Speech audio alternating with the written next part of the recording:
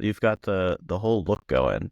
You look like you have a podcast. Podcast, bro. Mm-hmm. Well, hey, if I can pull the numbers that they have, it would help my career a lot right now.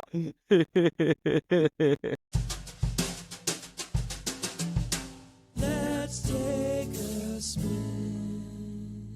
Hey guys, and welcome back to another episode of Let's Take a Spin. Today's a great episode. We have some really good friends. Stella Ruze on the podcast, and Sean and Katie from Stella Ruze. I've had Stella Ruze, the band, different iterations of folks come onto the podcast that I'm working on at the time. For example, we had both Brendan Johnson and Alex Steyer on previous episodes of Dude Check This Out with Hambone Relay. And I figured start a new podcast, gotta have some Stella Ruze on. So we got some good friends of mine who typically aren't the interviewed type, but for Stella Ruze, but they are the backbone of this band. It's Sean and Katie. Sean's the drummer, and Katie is the other vocalist other than Brendan Johnson in that band. And they are so humble, but they're phenomenal musicians. And Sean and I had the opportunity of playing double drums together. We talk about it a little bit in the podcast, but I'll let us later talk about it. But real quick, just want to talk about a couple things. Hope you guys have had a wonderful Thanksgiving. I haven't posted in 2 weeks because some stuff happened in Rob Tait world, and I lost track of time, and just there's only so many hours in a day.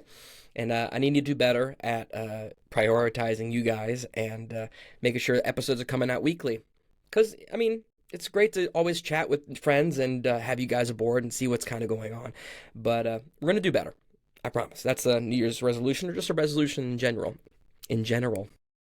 My tongue isn't working today. Here, a quick sip of water. Anyway. But yeah, Chill AF New Year's Eve is on the horizon. Would love to have you guys there. It's going to be Sophie Korn and Emmett Druding on that show. Now, here's why we're doing Chill AF New Year's Eve. Every bar, pub in a city does it the same way, which is everyone gets hammered drunk, and there's like DJs, and there's nothing wrong with DJs, but I've always wondered if there was a place to relax and happily ring in the new year, but you don't have to be at home, and there's live music, and we're not aggressive or crazy, I promise, but like it's a good vibe, and Fat Lady Brewing has been a wonderful host and home to Chill AF for the past 2 years, and this year is our third annual. We can't wait to be back. We're going to have our own Chill AF merch, some hats and stuff, but looking forward to have you guys there. The tickets are in the podcast description. But anyway, I want to get to the podcast because Stella Ruze were like family to me, and I say were in the sense of like I played drums with them for a second. We did the double drum thing, trying to pull off some Grateful Dead jam stuff, and at first we didn't know what we were doing. But then we decided, you know what, we'll do it the Grateful Dead way, which is that Sean is the primary drummer, and all the groove and everything else comes from him, and then I can either double what he's playing, or I can do more percussion stuff, which is a strength of mine. And it worked, for a long time. We did that for about a year, and then, I had other obligations, so that kind of fell by the wayside, but for about a year, we did that, and it was a lot of fun, and it was great hanging with those guys, and they're putting out a record on December the 21st. Make sure to go and check that out. I may have mentioned in the podcast it was coming out that week. Again, what is time? But enjoy this episode of Let's Take a Spin. We have Chris Rafter hopping on the podcast next week, so make sure you're tuned in for that. Make sure to like and subscribe, depending on where you're listening to the pod, either on Spotify or on YouTube. Go ahead and like and subscribe. It really helps us in the algorithm. And I know it's annoying for YouTubers to say, but it does. In my research, the more people are subscribed to you, the more I'll be like, oh, let's send it to people like you. So anything helps. Comment below anybody we should have on the podcast. And yeah, enjoy Stella Ruze, Katie and Sean from Stella Ruze. Peace. All right, we got Sean and Katie on the pod. How are you guys? Hey, We're good. Happy doing Monday. well. Woohoo! Sean and Katie are from the band Stella Ruze, who I've had the honor and the opportunity to play with a few times. Back in was it 2023 we did the double drum thing, or was it 22? No, that was Um, 20. That was like 21. 21. Was it It's that 21. Mm-hmm. I know. Because yeah, we were doing the double drum thing, and me and Sean always joked that Sean plays a little bit like Charlie Watts, and I lean more towards Steve Jordan, and we kind of had to meet each other in the middle, and it worked some of the time. Yeah. I mean, yeah, because we did it for Exponential Fest. Yes. And that was 2021. So. And that might have been the first show we did together, doing the double drum things for Stella Ruze. Was it really? We really Might have threw you in the deep end there. Yeah. If anybody wants to, you can go check out the YouTube video. It's somewhere. Yeah, it came off well. Yeah, you're coming through. You're crystal clear on that. So you What are knew you trying everything. to say, Sean? You knew everything. I'm Let pretty it out. Let it down out. in the. I'm pretty like if you go and listen, most of what you hear is you, and you sound great. Yeah, I don't know why they did that. They I don't know if they were asking who's the dominant or the person they should have had louder. We should have had a better conversation with It doesn't matter. It sounds great. That's all Sean. that matters. It matters. But speaking of, when does it come out? First, 21st. December 20. That's awesome, though. Congratulations, guys. You've had these songs for a long time. Some of them, yeah. Yeah. Yeah, like I think, is it Una you've had since before the pandemic? Might have been one that developed when when I had my daughter, I think. Really? Because I remember coming, like, I took a little break from band stuff, and when I came back, there was like, hey guys, we got a jam. And I was like, okay, let me see what you got for me. 'Cause I think that was, there's a couple new ones, but another, like, Pass That Bottle, we've been playing in different forms, but since like the beginning almost, like pretty early on. So like, I Yeah. don't know, like 9 years ago or something. Yeah. Has it Since been that long? before that song predates me for sure. Why did it take so long to record that specific one? I think that we just hadn't it hadn't found its stride yet. Like, it was always a fun live one. It was always kind of like a dancey, fun song to play. But then I think we really just kind of kept playing it until then all of a sudden we were like, oh, I like where it's going. Like, it needed some groove or something in there. 100%. But you know what's funny is you guys came out with your last record, which of course is escaping me. What was the title of the last record? The Greater Dog. Greater Dog came out in like February of 2020. You guys were like, yeah, we're gonna go for it. Yeah. Of course. And it was a fabulous record. You guys did an amazing job with that, and you guys kind of had to regroup, right? Yeah. Well, the album release show for that was absolutely a super spreader event for sure. There's no way that wasn't. But that was like but we didn't know. It was January. It was January. end So of like nobody January. knew. Oh my, well, yeah, there's no way you could have known. In fact, Yeah. now that I'm thinking about it, there were a few big concerts right before the pandemic. He's like, yeah, we probably contributed a little bit to that, to the Philadelphia COVID scene. We were so excited, and like the album release show was awesome. We had such a great turnout and so much momentum, and then we had all these festivals lined up, and then they were like, "Hey, everybody, we're Yeah. gonna shut down the world." Did you guys experience the one day where everyone called and said everything's canceled? Well, Like we like had- one because- specific Friday or Saturday? Oh, that's a good. I can't remember if it was one day or not, to be honest with you. But we did have because we had Exponential Fest lined up for that year, right? Mhm. That was supposed to be 2020. So that was definitely one of the ones that had to get pushed. Yeah, we had a So? whole lot of plans because our last thing we did that we were doing shows like in Central PA. We did like a Yeah. couple conferences, and we were doing shows in Central PA around like February, March, and then everything got nixed after that. It was just a weird feeling. You're kind of like, I guess we're just kind of like not doing anything right now. Like, I guess Mhm. just wait and see, and then you're kind of like, is it ever coming back? Yeah, and Yeah, for we us, That's what it felt like. because we have 7 people in the band generally, so and that's a lot to like navigate with like families and all that at the time. So it was 20 like the back half of 2020 into 2021 was a lot of like we just didn't really see each other because you had to put your priorities first, I guess, and your family first and all. Right. Well, Stella Ruze kind of went through a big phase of everyone grew a family pretty much. Like Katie, you already had your son, but then you had your daughter, and Brendan had his kid, and Yeah. Alex, of course, had his tribe of people. And Yeah, Alex- everybody. Alex had his 2 kids, and then I was pregnant during the whole pandemic, so that was weird too. Because like again, I was being pretty cautious and didn't. So it was like by the time we got together again, I think in the summertime we started doing some live stream stuff as a band. Actually in Sean's parents' backyard, because it's Yeah. beautiful back there. And it was just funny to be like, "Hey guys," and I come out with like just this giant belly, and I'm like, "What's up? Been a while." It's fun to be able to like. I think we all really enjoyed being able to play together a little bit there. Like we just needed music in some form.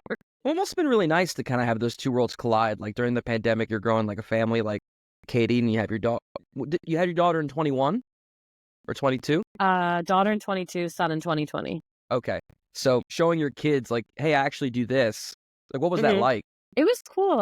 It was really cool even just to like be able to like experience like singing like that pregnant was cool just to see like how they moved or what they did. I got to bring my son to XPN Fest and I was actually pregnant with my daughter there. So there's like a picture of me on stage. I had him up on stage with me.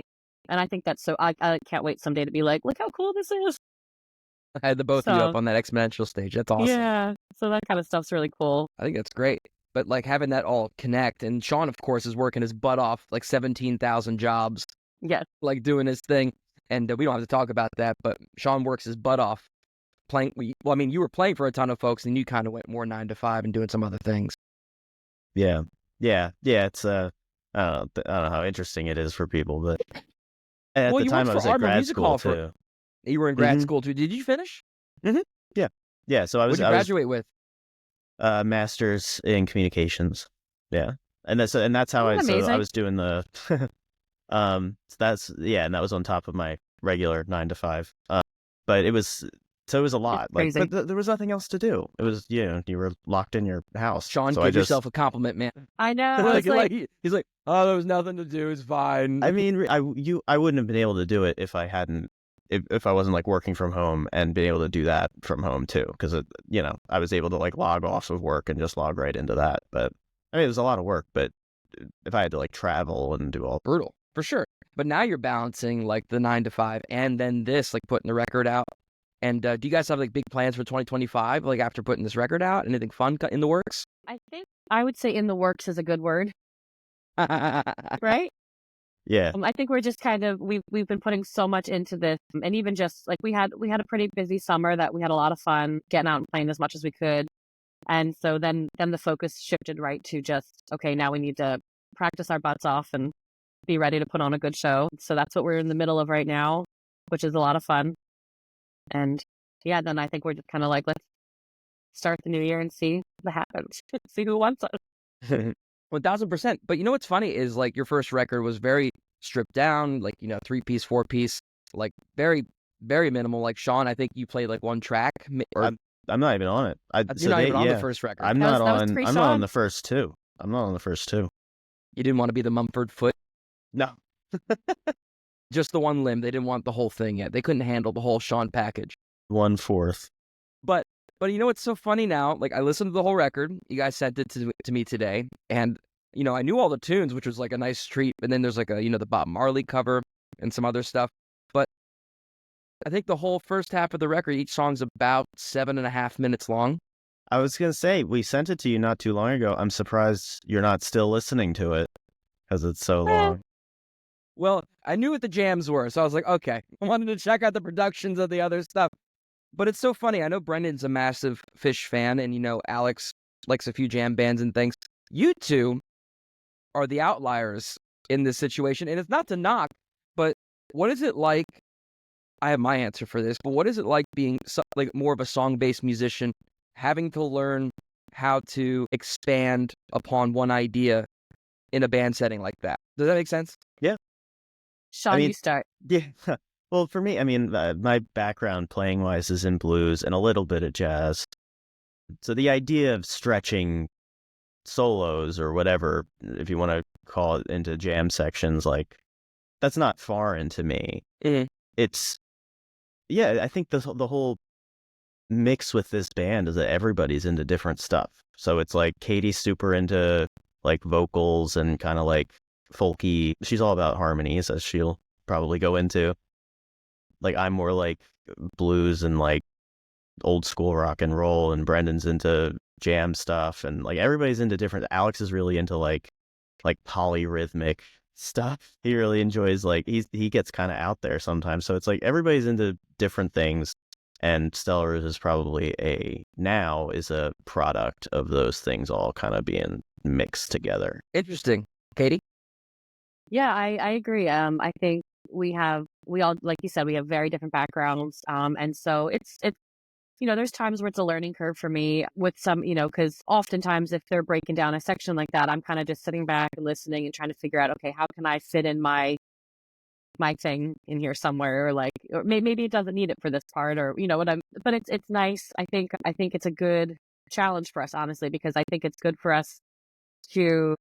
It seems like we've done a good job of hitting a couple different genres all in once. Because there's some songs that start out like straight folky, and then by the end it's like 7-minute jam. So it's like, but it's fun, It's and people seem to, people are dancing, and it's especially in a live setting. I think it comes across really well. It's a little bit of a double-edged sword, right? Because it's like it makes us unique, but it also, in making us unique, nobody knows what to do with us. Like, what genre are we? I don't Yeah. know. Who knows? It's sometimes if one song were Americana and super folky, and then we're like funk, and then we're like jamming, and from song to song, like New Orleans, it goes. We kind of run the gambit, but I do think that this album was kind of a culmination of us. Like, I mean, you know how it is, Rob. You do so much that you're like, I think people want this. I think people want that. And I think this time around, we were really just like, what are we enjoying? What are we having fun with? A couple different ones of us wrote songs. We put that together. So it was a little more of doing something like we've been, in some iteration or another, we've been together for 10 years now. So it's like, what do we want to do? We don't need to necessarily. So I think that kind of comes with like, do we need to make every song, a short radio friendly song, or should we just have fun with it and kind of run with it? And that's kind of what we did. No, and you can definitely tell this is definitely the most diverse. This is the most diverse record you've put out so far. You're getting ready to put out, and I kind of liken it to you're not this, so no one get offended. But like, if you like Dave Matthews, it's very similar to like he hits a lot of different points or genres, and people didn't know what to do with him and his band for a long time, and they had to hit the road for a long time before people can go. They're just their own thing. Now the same with you guys, especially when we had multiple drummers, like. We couldn't fit all of us on the stage. For example, was it Robin and Beth or Midnight Mountain when we played? And Sean, you got the main kit, which was great. But I think I was off in the corner playing like this. It was Midnight Mountain. It was Midnight Mountain. Like a T-Rex. But yeah, I mean that causes problems. Like, what's the funniest story of like trying to get your massive band, which right now is it 7 pieces? 7? Depending on the day. Sometimes I think we've gone up to some people are out. Yeah. It really depends on our mood, I think. At this point, I've stopped counting. But have there been any specific gigs where like there was a struggle to get all of you into the one space, or like there was spillage? Dawson's always an interesting one for us to play, right? Because you're in that. I mean, we love playing at Dawson; it's great. But we're in that corner there, and that's a lot of people to put in that corner. We used to play that Homegrown Cafe. I think was pretty tiny too. We used to play on that. That was Delaware. In Delaware, yeah, that fit in all of it. We didn't fit. That somebody was on the step or something. Yeah. Some of this. When we've done Milk Boy, it's tight. There's no room to move whenever we play Milk Boy. No. In fact, wasn't that what the release show for Greater Dog? Was that at Milk Boy or was that at Ardmore? No, that was at Boot and Saddle. Dearly departed Boot and Saddle. Yeah. Yeah, but it's something. It's is it Ars Nova? It's a jazz venue now. Yes. Yeah. Yeah, they do. I forget the name of it, but yeah, it is. I'm pretty sure it's Ars Nova, but they do a lot of cool like free jazz stuff there. And the boot is still there. Apparently, everything's still the same. Everyone, if you go listen to the Dan Drago episode, we talk about it in there. But it seems very interesting. But you guys are going to do a release show in Ardmore. Is it December the 21st? It is. Same day that the album comes out. December 21st at Ardmore Music Hall. It's you guys and Brittany Ann Trambaugh, who's a dear friend of the pod. And I play for her. And who else? Hezekiah Jones. Yeah. Hezekiah Jones of Robin and Beth Music Festival. That's awesome. Yeah. Is there going to be any sit-ins or anything like that? Well, you tell me, Rob. I told you. I'm not going to be able to come, unfortunately, but everyone else should go. I was going to ask, you recently had Gabe, who was your sax player. He decided he was going to leave and kind of go focus on his own thing, which is GPS Sounds, which is a great jazz group. Everyone go check him out. But Vince, who was your original saxophone player, is back. What happened? I think it was just a matter of the right place, right time kind of thing. For reasons he needed to step back, and we were very fortunate to find Gabe. But I mean, Gabe plays with everybody, and then of course he has his own project, and so we kind of always felt like we knew our time with him would be limited because he's just so talented that we knew he was going to just kind of flourish and do his thing. So we we reached back out to Vince, and we were so happy because it just felt like, he came for the first rehearsal, and it had been a little while, but it was right away. We were just like, oh, hey, buddy. Like, it just felt really good.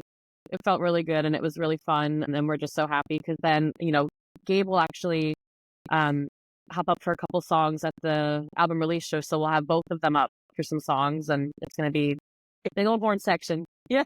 Yeah. It'll be 8. Sean looks thrilled. Yeah. It's gonna be. Yeah. Yeah, you want the tambourine guy up there too, Sean? Forget about I do. I do. Sounded like very, you. very much so. Oh, that's some funny stuff. Well, Vince, in fact, I was talking with Vince before when you guys were getting ready to go on stage, and we were just chatting. This was at Funktoberfest a few weeks ago, and he was saying, like, I'm so happy I got to come back after everything that happened. A lot of stuff happened in his life, but he's so happy that he's back in the fold. And I can tell you that he's genuinely thrilled to be back in Stella Ruze. Yeah, I mean, and not to be too historical about it, but like he's the reason I'm there. He recommended me. I didn't know that. Yeah, I think he and I want to say Mikey Jr. from the Twisted Tail.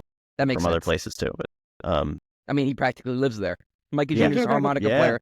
Hey, And, most of just about every musical connection I've made has been through the Twisted Tail and Mikey Jr. in some way, shape, or form. I mean, So great. yeah, starting out. So anyway, yeah, I think it was very serendipitous that Vince just it just happened. It didn't really it wasn't like a whole lot of rigmarole around it. We just kind of said, hey, what about Vince? And then he just slipped in. Rigmarole. What a weird word. I know, it's a great word. Sean, your age is showing, man. I know. He's he's the youngest one of us, I think. I know. He's rigmarole, damn kids. But you know what's funny is Sean actually has helped me get into Twisted Tail, so now I'm stuck there too. Oh, I didn't know you were playing there. Yeah, I'm there As every recently. once a month, every first Thursday. I'm up there slinging tunes in the first floor. Downstairs. Yeah. Okay, gotcha. Yeah. That's Don't a get good. up in the upstairs that often. That's a good kind of woodshed kind of Mhm. place where you can try stuff out there. I think Brendan used to do that. Brendan Mhm. and Mason used to do that kind of stuff. Mhm. It's a good testing ground for material for sure. 1000%. And if you don't hold the crowd, it's like, well, not that one. It's like almost like Yeah. a stand up set, right? Mm-hmm. You're like, this didn't work. All right. Yeah. The crowd there is hard. Like, what's funny is one thing I'm thrilled about is Katie's singing lead. Yeah. Katie's back in the front, back in the fold, baby. We did it. We did.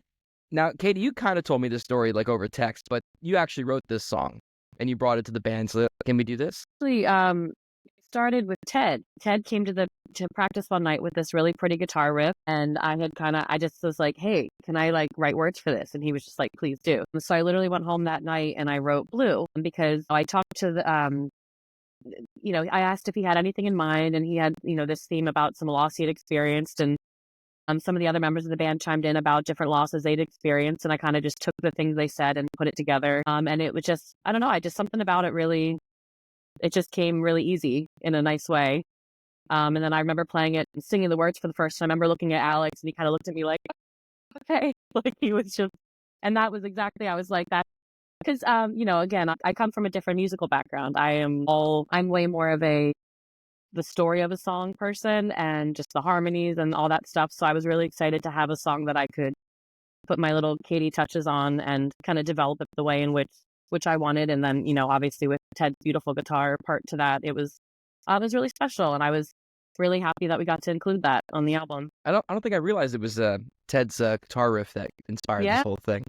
That's Yeah. so cool. And I love that it's a great collaborative process too, and that it kind of blossomed from that. It It's did. amazing. It really did. It was That's nice. so cool. Well, Katie, if you want to share your grievances here, you can, which is how much are you going to have to get the guys, or what are you going to have to do to get the guys to sing more with you? Like harmonies and stuff. What are we going to do to get Sean to sing some low backups? If you want clear venues, if you want no one in the room, We got to put the then I'll sign 100-piece on. band in the room, so That's this is true. honestly helping That's us true. out. That's true. This To fit the summer- band, maybe I'll sing. This summer, I feel like when we did like a little mini tour up, and we did like 4 shows in 4 days, and we had a really fun time with it because we really I mean, you know how it is. The more you play together, the tighter things get, and the more you can kind of experiment and have fun with stuff. And I felt like we were really locked in on some harmonies over the summer. We were covering, oh my gosh, I don't want to pronounce the name wrong because I always do. The song Chicago by Sufjan Stevens. Sufjan. I always want to say Sufjan, and I'm like, I know that's not right. I don't want to be like an ass. Every time I say it, I'm like, I know that's not how you say it, but that's the only way I can remember in my head. But we really locked in on some harmonies for that, where like every time we would play it, we were just kind of like, it just had that feeling. We were like, oh yeah, that just felt okay. And then even on some of our other songs, like in Firework, we've got some solid harmonies going on. And By the end, everyone's belting and it's super Yeah. loud and aggressive and in your face. Sean, Yeah, See, I you can do sound it. great. I sound fantastic. here, you can be the joy the show. Just be that guy in the back. You can be super low, but we're going to get everybody singing. That way your input list is just bananas. It's just going to be like 70 tracks. But yeah, I know. they'll love God us. bless Todd. All the tracks we throw at him and all the different instruments and everything. It's a feat to mix us, I think. Yeah, for that 100%. and for live too. It's like, oh my god. 1,000%. Now, you did this record with Todd at Cambridge Sound. You did it at Cambridge Sound Studios again, right? Well, we did the original tracks at Retro I didn't City. know that. Don't quote me on that, but I'm pretty sure it was at Retro. It was with Todd, and Okay. then they finished everything else up at Cambridge. They did all the dubs at Cambridge. Sean, let's get nerdy for a second. Did you use the drums that were there? Did you use yours? No, I used mine. Todd wanted me to use mine. He asked why. Because the CNCs are there, man. They have a CNC drum kit that would have been perfect for your stuff. I didn't even know.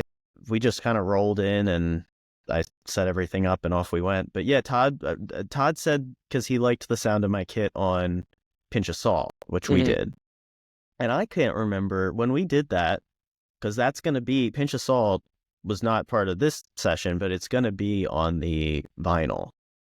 Good. So we're doing a double vinyl because it doesn't all fit on one. So we have it on Those two. damn 7-minute songs. But Pinch of Salt's going to be on that, which you are on. Mhm. And do you remember when we did that? Did you play my kit for that, or did we switch out the toms? No, I played the you put me on the spot. I played the wooden drum kit that's there. It's not a Noble and Cooley. It's an all wooden drum kit. It reminded me of Levon Helm's drums. Okay. Sorry, Katie, we're gonna nerd out for a second. But Okay, I'm like just smiling that 20-inch bass drum, sure. for sure. But like I think we did the bass drum off of that and maybe the toms off of something else. But I remember we tried to double the drum set sounds. But yeah, And it was horrible. It was didn't horrible. work. Live, it's fine, but for some reason, I don't know if it's just like getting everything to sit. And I think that was pretty early on too in us trying to do it, if I remember correctly. Maybe No, I'm I think wrong. you're right. I think you're right. But like And eventually we both kind of of, us were like, how do you do this? how do you do this? And in fact, I remember asking the drummers from Tedeschi Trucks. They didn't get back to me. But like, what do you guys do? Because it's not working over here. Help. Yeah, But, it's a whole other world to try to fit, to weave your way in, and you were so good at it. That's why when the option came up, I was like, yeah, without a doubt, to do it with you. I mean, we did it Grateful Dead style. Like you kept the whole thing together, which Sean does marvelously. And then like I got to do all the percussionisty, annoying jargon that gets turned down flair. way and yeah, all the all flair, no substance. It's good flair. Yeah, the two things that I contributed, it's good flair. I don't know. Let's ask my wife. No, But it there's- worked. It there's- definitely There's worked. two It things I definitely worked. contributed that I remember is that in the beginning there's like a brushes thing I remember I did, and then there's some Phil Collins-y fill at the end. Yes, that's what Brendan- I remember. I just remember the big thing at the end. I didn't even remember the brushes. But Yeah, yeah, Brendan- now that you say it, they are there. Brendan was singing Tom Fills at me. I don't know if you remember Yes. this. Brendan I was had in the to- drum yes. booth screaming Tom Fills at me. I remember I was the drum whisperer because I had to come in and I came in and translated for you what needed to be done. I remember that. You drum. I speak drum.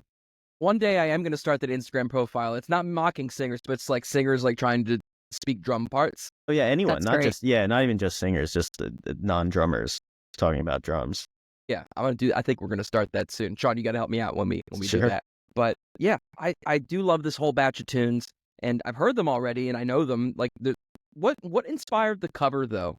The Bob Marley cover. Well, that was one we picked that up for a wedding. Somebody, we did a wedding in New York. And you I know want what? to I think say you actually did the wedding with Emily Drinker we did. because I had a kid or something. Like I did that a lot for 2 years. I just had them back to back, so I was There's a just kind of theme. yeah, I was just kind of in and out. But definitely interesting because you guys obviously all knew it really well, and then I kind of had to find my spot in it. Yeah. That was somebody's wedding song. It was I think a friend of Brendan or a friend of the band was getting married, and they wanted that song as one of their wedding songs, so we learned it, and then we were like, wait a minute, this really works for us. And it does. I think we, covers are tricky. Getting covers right is tricky. Yeah, like how much of your stamp am I allowed to put on it before it starts to this doesn't feel good anymore? Yeah, I mean, you don't want to, and you also don't want to be a carbon copy of what you're doing, right? Like you want it to be its own thing. Mm-hmm. Yeah, but I think we did a decent job of getting our stamp on there and having it be true to the original as well. I think we did a good job with it. Well, here I have this question, which is that like so much of this next record is jam based. Did you all record together in the studio, or did you piecemeal it somehow? So it was a different experience. Only I had an emergency, and I actually had to miss the entire recording session. These guys were rock stars and got together and did everything in like I don't know what you call it, just like live recorded. Was that what you would call All the it? basic tracks? Mm-hmm. Yeah, They all the did basics we did. everything all together. And then I came in a couple months later down at Cambridge and had to do all my Katie parts on top of everything that they did. So it was a little intimidating, honestly, because they did such a good job. So to hear what they did and how much they accomplished in such a short amount of time, because what was it, like 3 days you guys did? Yeah, I think it was nuts. a Friday, Saturday, Sunday, in I want to say October. Yeah. Yeah, we did it over like a long weekend. And so then I went back in January and got to build up on all that. And the other thing that was kind of special about that was that we originally weren't planning on recording Blue. And so I was at home and I was feeling all the things about missing out on the experience with them. And they sent me in our band group chat, they sent me, hey, we have a surprise for you. And I listened to it and I was like crying. I was like, oh my God, I'm so excited. Like, this is so special. Like, it was really the way everything came together really became really special, I think. That's so good that it got the seal of approval, and it's not like, hey, we could have done better. Can you imagine? I was a singer on this.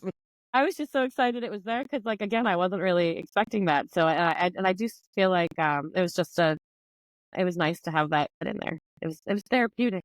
It was good. No, it's beautiful, and I love that so much for you guys. So, like, all these tunes, what is it, 9 songs? Yes. Okay.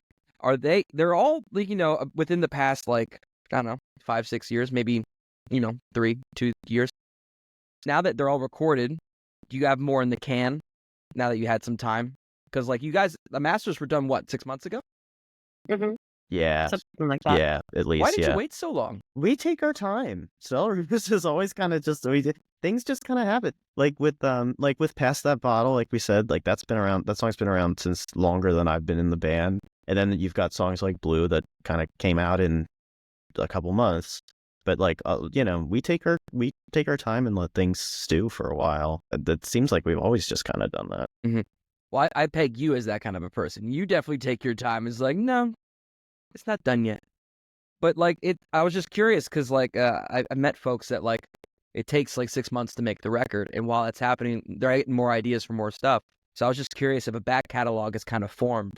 So I think there's a couple new things we've been kind of throwing around at rehearsals and stuff, different ideas. And, I think one of the challenges of having such a big band is like, trying to find a night every week that you can get as many of us together as possible to be able to rehearse. So I think the more and more we get, I know that sounds like without saying it's an obvious thing, but like the more we get together and just kind of hash some of this stuff out. And, especially once we are through this album release show, when we have the time where we're not having to rehearse a specific set list for something, we can kind of play with some of the things we've been tossing around and see what feels good and see where they go, I guess.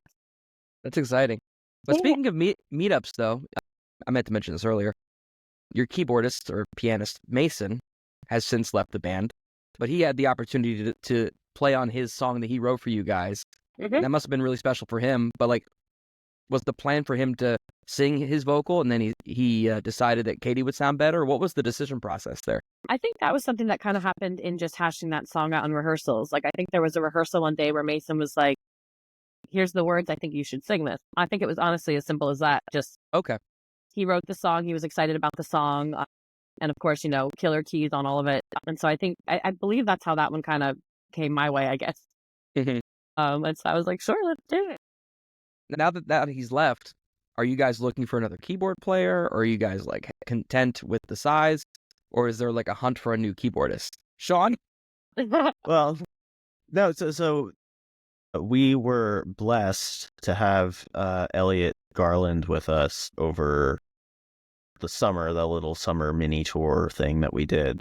And he'll be on the album release show. He's been on every gig that we've had since Mason left, and he is also incredibly talented and incredibly busy. Mhm. It's up to his, hey, if he wants to stay, we'll have him. But he's like a full-time phenomenal. working musician, and so yeah, I don't really know. So much of what we've done has heavy keys parts, so that voice, whatever that's going to be, does need to be there. Yeah, and it's pretty arranged, right? So like you have to have somebody who's willing to learn all the parts, and that this is how it goes. And look, you can put your stamp on it, but this is the song, kind of like the song-based stuff that we were talking about earlier. Yeah, it's been fun to play with Elliot over the summer because, like you said, he came in with the standard parts as they are, and then as he got more and more comfortable, he would add things here and there that were just so it was fun I remember it was fun to just like look over and watch him and be like, oh, that's different, that's cool. It just keeps it fun. Like, and again, some of these songs have been around for so long, so to hear someone who is as talented as him put their spin on something is always I always love that. It's fun. Yeah, and he showed up like the first day with everything like charted out and like official. And I was like, oh, so he's Yeah. like a For real. professional. That's Can I amazing. get some of these tracks?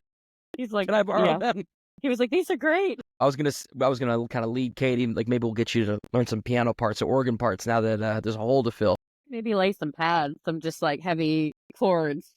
I don't know that I have any sort of chops as far as the dancing that happens. The dancing. Well, we'll see That's what my happens in. Well, we'll see what happens in 2025, man. I'm excited for you guys. Okay, so December 21st, the record comes out, double vinyl. Is there going to be a pre-order or anything like that? I think it's going to be in person. I think we're going old school with it. I think Okay.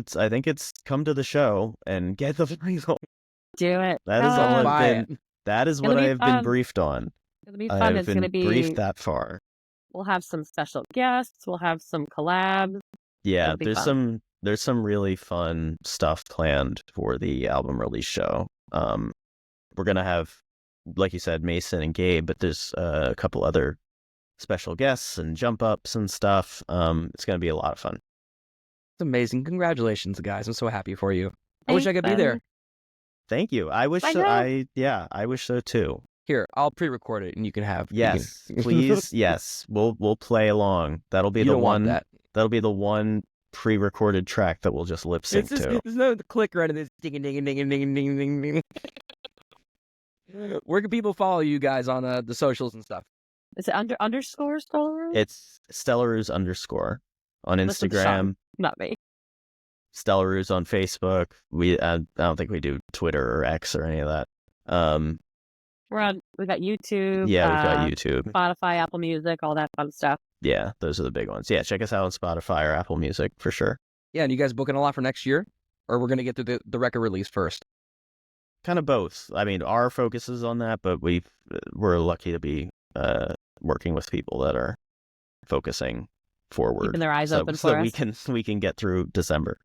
Feel ya. Well, congratulations, guys. Thanks so much for coming on Let's Take a Spin. I really appreciate you guys.